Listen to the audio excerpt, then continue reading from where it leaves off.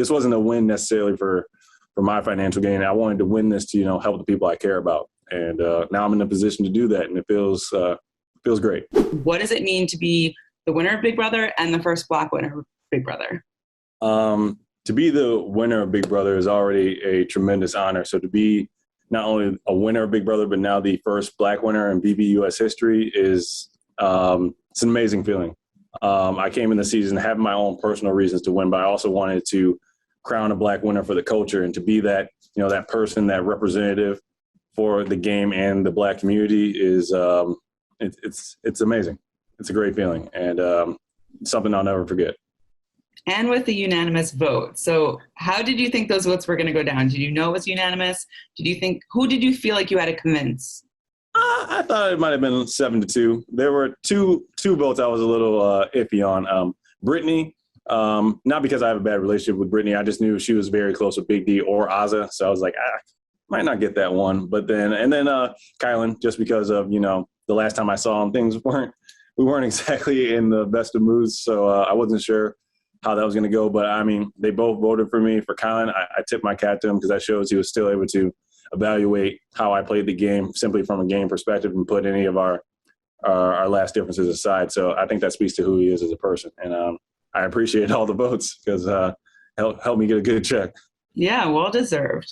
And obviously, I don't want to spend too much time on it because I know it's a sensitive topic in general. But what did you think, I guess, of his non-apology? It seemed like he doubled down. He also said in my exit interview with him, listen to the words I said to him. He was talking kind of semantics. Do you think he's going to look back on this and see the big picture? With Kyland, I know Kyland's definitely a thinker. He's analytical. And Kyland and I will have a discussion.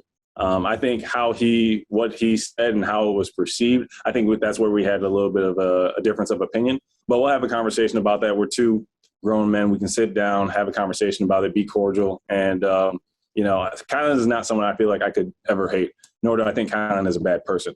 That's just how the game goes. Sometimes emotions get hot, but I wish nothing but the best for him. And I would never take away from what he did for the Cookout. So, I wouldn't be in those two chairs if Kyland hadn't been a part of this game.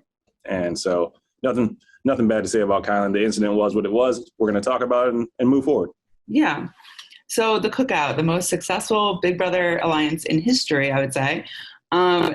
There's some debate over who started it. A couple of people are taking credit. What's the story? Give me the story. Who started this alliance? I'll let whoever's saying they started, they can say they started. I just wanted to end up in those final two chairs, or somebody to end up in those final two chairs. I would say, in my opinion, my personal opinion, Big Brother opinion, I would say Big D, I think, kind of got everybody together. I came up with the name, and I'll leave it at that. That's my personal opinion. If other people feel like they started, maybe they did some things I didn't know about. So I don't know, but I think we all had the vision in mind. No one better say that they came up with the name because that's mine. That's the consensus.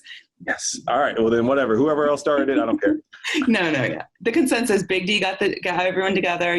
Came up with the name. Okay. We're starting to get somewhere now. There we go.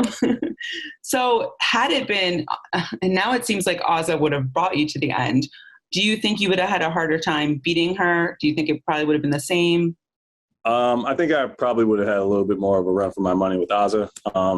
Azza won the final 5 HOH, and for her to win part 2 and part 3 in the final HOH, I think people definitely would have taken that into consideration. And her overall gameplay, Azza was nominated once, never had a single vote cast against her.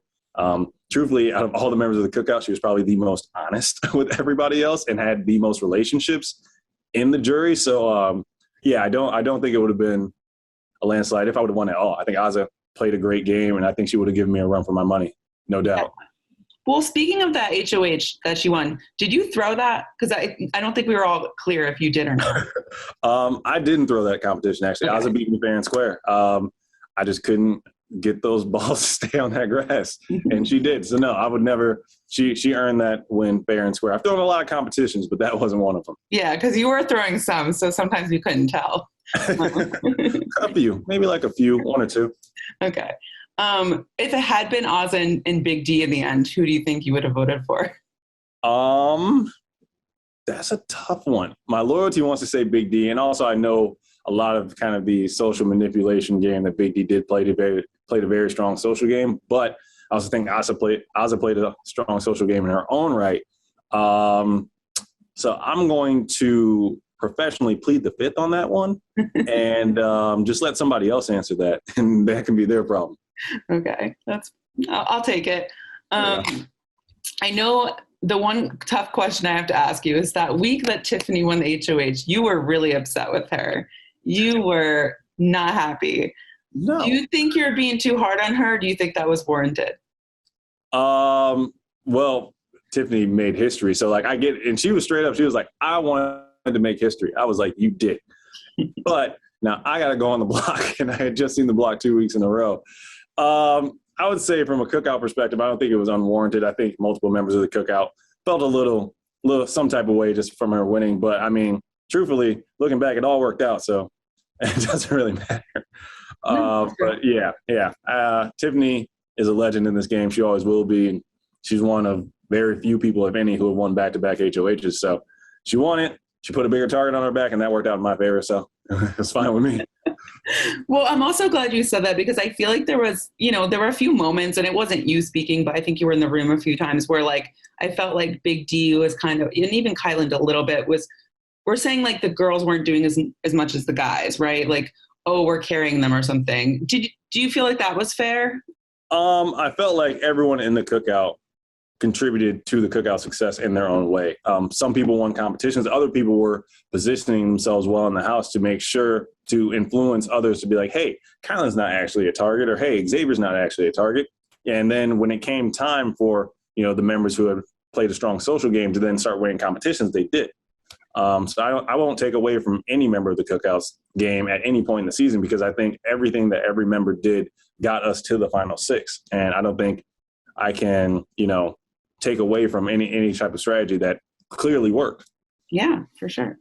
So, all right, why? I didn't realize you are a part-time bartender, right, or something? I do, yeah. Why did you choose that profession?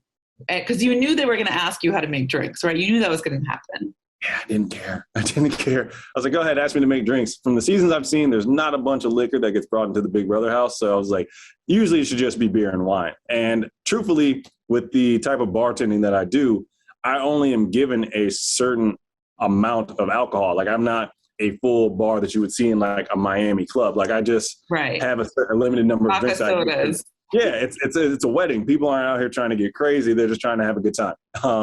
And so I was being honest. I was just like, yeah, I don't know that drink. I don't feel the need to lie or do a bunch of research. I'm just going to be honest about, the modeling and the bartending. Left a couple of other secrets, but they found out eventually. Yeah, that was fun. Do you think, you had the Cookout, but do you think you would have been targeted earlier had they known you were a lawyer? Yes, 100%. Anyone who says otherwise, I think they're lying, because Travis went out week one, and after he started talking like, oh, I've done this, I've done this, I've done that. Even in my head, I was like, threat, he's got to go. So, I think if I had told people I was a lawyer, they definitely probably would have been like, okay, we can't trust anything he says because he has an ulterior motive, or two, yeah, just threat, get him out. Yeah. So, yeah.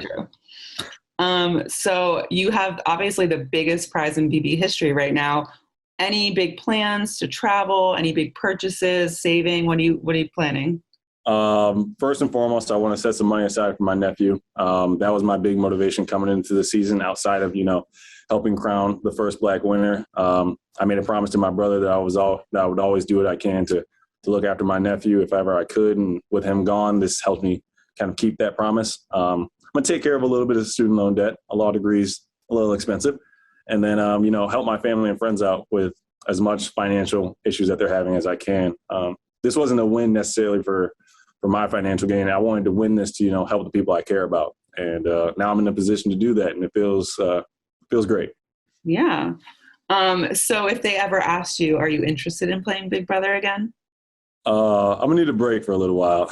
85 days is a long time. I'm gonna need to decompress, see what society's like again. Feels like a Truman Show experience. So coming out, I'm gonna need to hang out for a little bit. But I won't say it's out of the realm of possibility for a future season. Probably not next season or 24, but we'll see. Stay tuned. Okay.